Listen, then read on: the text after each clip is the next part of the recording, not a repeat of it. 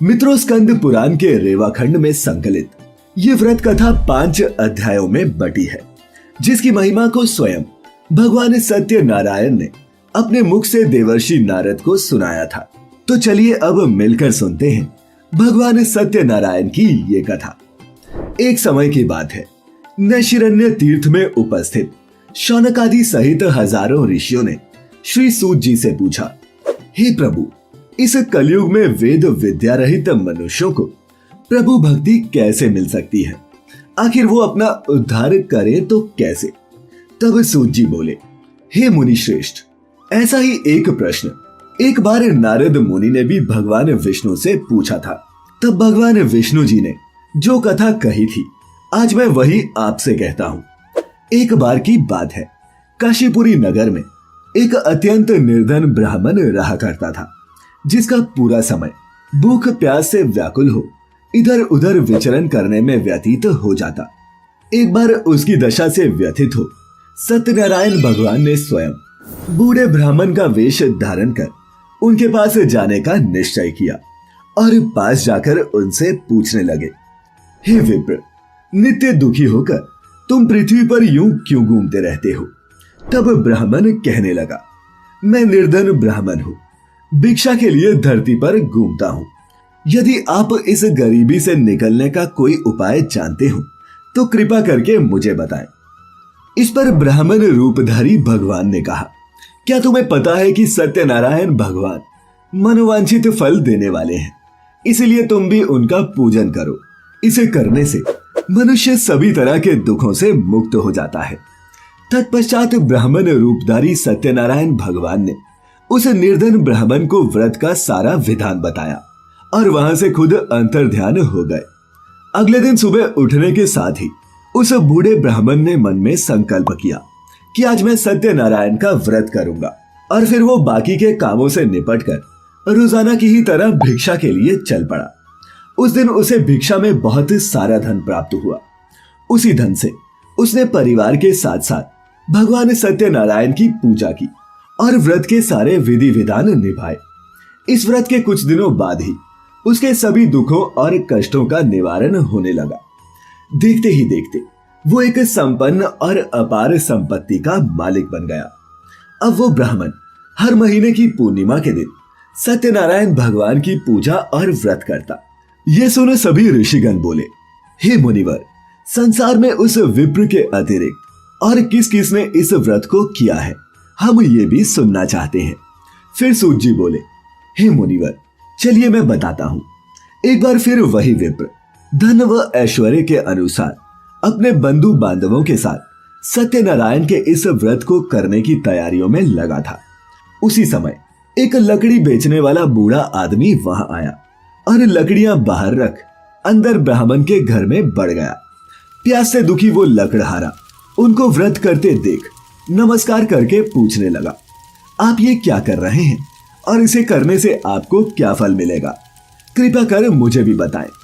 ब्राह्मण बोला, ये सब मनोकामनाओं को पूर्ण करने वाला श्री सत्यनारायण भगवान का व्रत है, और इनकी कृपा से ही आज मेरा घर धन धान्य से परिपूर्ण है। विप्र से सत्यनारायण व्रत के बारे में ये सब जान लकड़हारा बहुत प्रसन्न हुआ और चरणामृत व प्रसाद ग्रहण करने के बाद वो अपने घर चला गया। और घर पहुंचकर उसने संकल्प लिया कि आज मैं लकड़ी बेचकर जितना भी धन कमाऊंगा उससे श्री सत्यनारायण भगवान का उत्तम व्रत करूंगा। मन में इस विचार को लिए सिर पर लकड़ियां रख नगर में बेचने गया, जहां उसे अपनी लकड़ियों का दाम पहले से 4 गुना अधिक मिला। बूढ़ा लकड़हारा बड़ी ही प्रसन्नता के साथ पैसे लेकर भगवान सत्यनारायण की मूर्ति और व्रत की अन्य सामग्री लेकर घर पहुंचा, जहां उसने अपने परिवारजनों को बुलाकर विधि विधान से सत्यनारायण भगवान का पूजन और व्रत किया। और इस व्रत के प्रभाव से वो बूढ़ा लकड़हारा धन पुत्र सभी से युक्त हो संसार के सभी सुख भोग अंत काल में बैकुंठ धाम चला गया। फिर सूत जी कहते हैं, हे श्रेष्ठ मुनियों, अब आगे की कथा कहता हूँ। पहले समय में उल्कामुख नाम का एक बुद्धिमान राजा हुआ करता था। वो एक सत्यवक्ता और जितेंद्रिय व्यक्ति था। प्रतिदिन देव स्थानों पर जाया करता और गरीबों को दान देता। उसकी अर्धांगिनी भी कमल के समान मुख वाली सती साध्वी थी और भद्रशिला नदी के तट पर उन दोनों ने मिलकर श्री सत्यनारायण भगवान का व्रत किया। उसी समय साधु नाम का एक वैश्य आया, जिसके पास व्यापार करने के लिए बहुत सारा धन भी था। राजा को व्रत करते देख वो विनय से पूछने लगा, हे राजन, भक्ति भाव से पूर्ण होकर आप ये क्या कर रहे हैं? मैं भी सुनने की इच्छा रखता हूं, इसीलिए मुझे भी बताएं। फिर राजा बोला, मैं अपने बंधु बांधवों के साथ पुत्र आदि की प्राप्ति के लिए श्री सत्यनारायण भगवान का व्रत व पूजन कर रहा हूं। राजा के ऐसे वचन सुन साधु आदर से बोला, हे राजन, मुझे इस व्रत का सारा विधान बताएं। मैं भी इस व्रत को करना चाहता हूं, क्योंकि मेरी भी संतान नहीं है और आशा करता हूं कि इस व्रत को करने से निश्चित रूप से मुझे संतान की प्राप्ति होगी। राजा से व्रत की सारी विधि सुनकर और व्यापार से निवृत्त होने के बाद वो अपने घर चला गया। साधु ने अपनी पत्नी लीलावती को संतान देने वाले इस व्रत का वर्णन कह सुनाया और कहा कि जब मेरी संतान होगी मैं तभी इस व्रत को करूंगा। और फिर एक दिन लीलावती सत्यनारायण भगवान की कृपा से गर्भवती हो गई और फिर 10वें महीने में उसके गर्भ से एक सुंदर कन्या ने जन्म लिया। उन दोनों ने अपनी कन्या का नाम कलावती रखा। फिर कुछ दिन बीते तो लीलावती ने अपने पति को सत्यनारायण भगवान के व्रत के किए हुए संकल्प की याद दिलाई और कहा, अब आपके किए हुए संकल्प को पूरा करने का समय आ गया है, आप सत्यनारायण भगवान का व्रत करिए। साधु उसे टालते हुए बोला, मैं इस व्रत को कलावती के विवाह पर करूंगा। इस प्रकार अपनी पत्नी को आश्वासन देकर वो पुणे नगर चला गया। समय बीतता गया और एक दिन अपनी कन्या को सखियों के साथ खेलता देख साधु को लगा कि अब उसकी कन्या भी विवाह के योग्य हो गई है, जिसके बाद वो कलावती के लिए एक योग्य वर ढूंढने लगा। थोड़े ही समय में अपनी पुत्री के लिए एक सुयोग्य वानिक पुत्र को ढूंढने के बाद बड़ी ही धूमधाम से उसने उसका विवाह कर दिया। लेकिन दुर्भाग्य की बात ये थी कि साधु ने अभी भी श्री सत्यनारायण भगवान का व्रत नहीं किया। इस पर भगवान भी क्रोधित हो गए और उसे श्राप दे डाला। अब साधु अपने जमाई को लेकर समुद्र के पास स्थित रत्नासारपुर नगर में जाकर रहने लगा।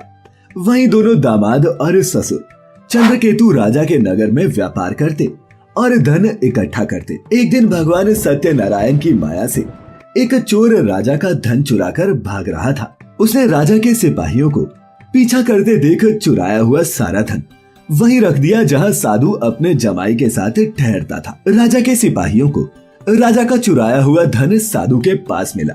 फिर क्या था, सिपाही ससुर और जमाई दोनों को बांधकर राजा के पास ले गए और उसके समक्ष प्रस्तुत किया, हे राजन, हमने उन दोनों चोरों को पकड़ लिया है। फिर राजा की आज्ञा से उन दोनों को कारावास में डाल दिया गया और उनका सारा धन उनसे छीन लिया गया। वहीं दूसरी तरफ श्री सत्यनारायण भगवान के इस श्राप का प्रभाव साधु की पत्नी पर भी पड़ने लगा और वो दुखी रहने लगी, क्योंकि घर में जो भी धन रखा था उसे भी चोर चुरा कर ले गए। शारीरिक और मानसिक पीड़ा के साथ साथ भूख प्यास से दुखी होकर कलावती अन्न की चिंता में एक ब्राह्मण के घर गई, जहां उसने श्री सत्यनारायण भगवान का व्रत होते देखा और कथा सुनने के बाद उसने प्रसाद भी ग्रहण किया। फिर वो जब वापस घर लौटी तो उसकी माँ उससे पूछने लगी, पुत्री, तुम अब तक कहाँ थी? कलावती ने माँ को उत्तर दिया, हे माँ, मैंने एक ब्राह्मण के घर में श्री सत्यनारायण भगवान का व्रत होते देखा है। वो मन को शांति देने वाला था।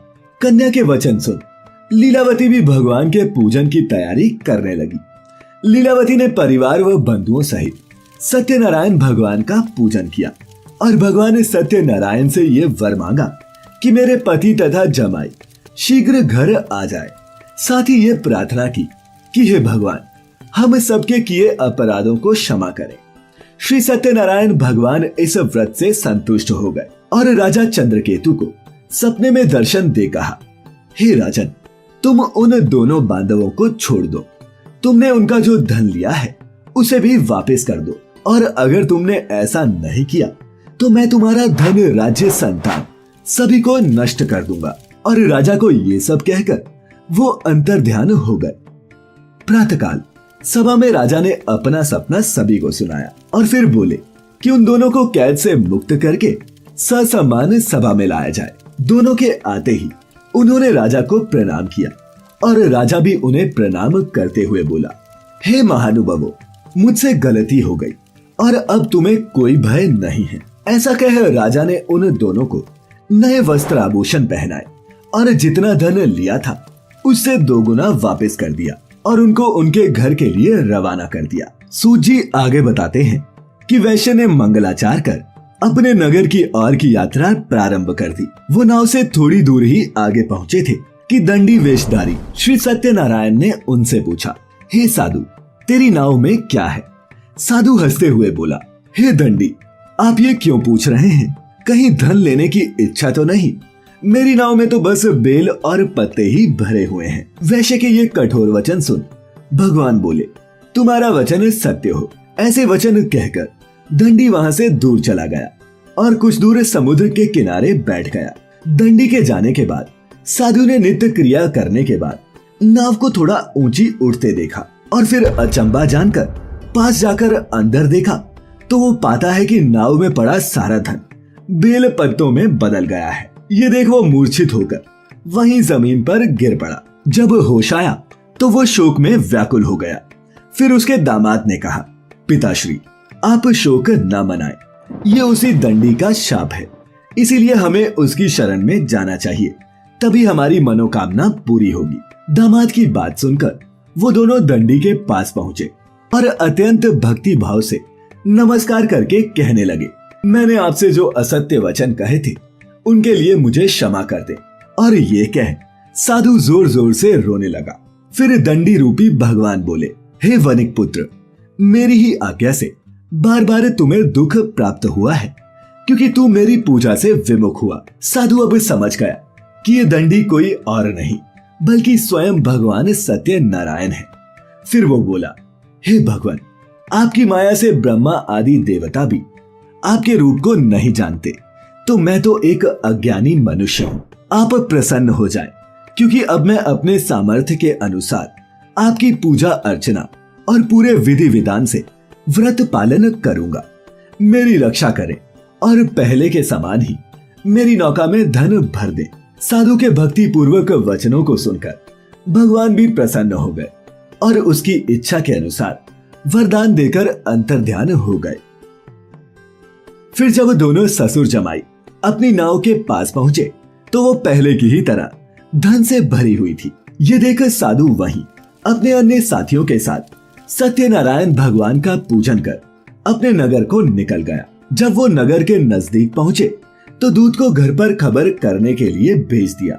दूत ने साधु की पत्नी को प्रणाम किया और बोला, मालिक अपने दामाद सहित नगर के निकट आ गए हैं। दूत की बात सुन साधु की पत्नी लीलावती हर्षोल्लास के साथ सत्यनारायण भगवान का पूजन कर अपनी पुत्री कलावती से कहती है कि मैं अपने पति के दर्शन को जा रही हूँ, तू काम पूरा करके शीघ्र आ जाना।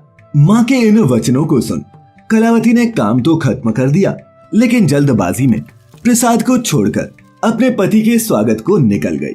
प्रसाद की अवज्ञा के कारण श्री सत्यनारायण भगवान रुष्ट हो गए और नाव सहित उसके पति को पानी में डुबो दिया। अपने पति को वहां ना पाकर वो रोती हुई जमीन पर गिर गई। नौका को डूबा हुआ देख और कन्या को रोता देख साधु भी दुखी होकर बोला, हे प्रभु, मुझसे तथा मेरे परिवार से जो भी भूल हुई है उसे क्षमा करें।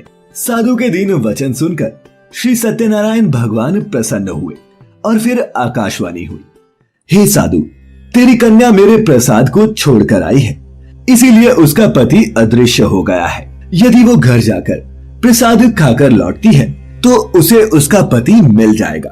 आकाशवाणी के अनुसार कलावती ने ठीक वैसा ही किया और तत्पश्चात जब वो प्रसाद ग्रहण कर वापस आई तो अपने पति को वहीं पाया और फिर वो अत्यंत प्रसन्न हो उठी।